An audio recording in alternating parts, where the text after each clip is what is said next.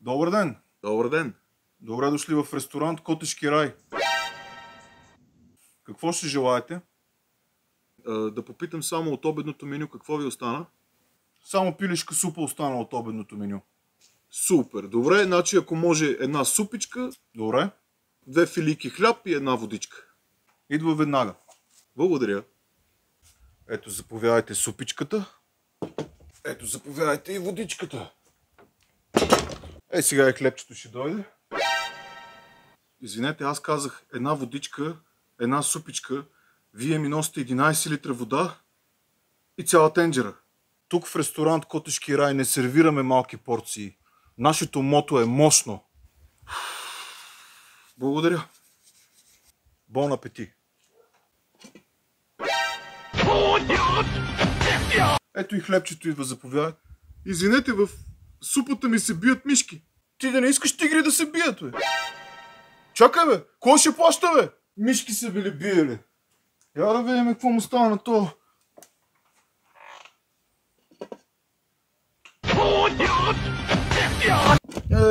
Тия котки тук за нищо не стават, бе.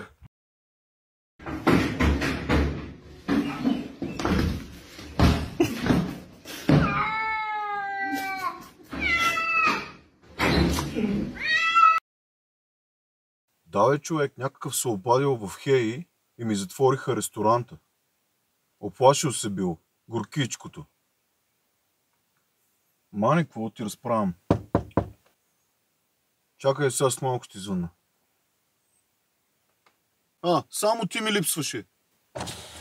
Натам ли си, младеж? Къде натам? Да ме качиш и мене, ако нещо. Аре, качвай се.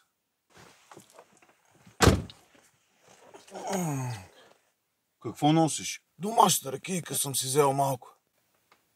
Днес имаме годишнина в клуба на пенсионера.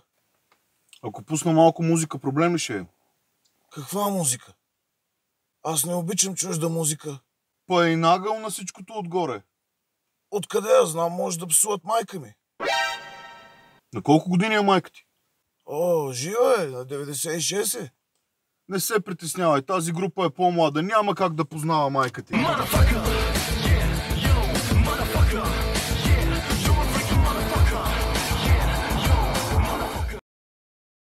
И какво разправяш? И да ти разправям, брат. Миналата седмица сядам в едно китайско ресторанче, поръчвам си такъв и викам, чакай докато дойде поръчката да скоча набързо до тоалетната. Отивам на бара, питам ги, опътват ме, но явно нещо се обърках и отворих грешната врата. Нямаш си на идея на какво станах свидетел.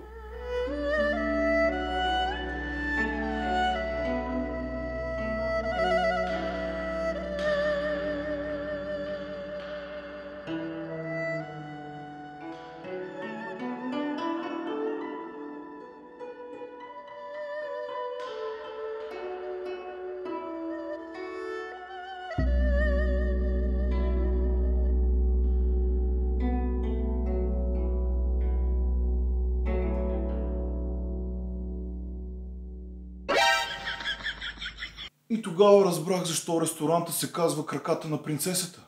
Значи аз съм се прецакал жестоко, брат. Преди 3 дни ядах в един африкански ресторант, който се казва Надареният принц. Как? Надареният принц. Тоест... Оле, оле.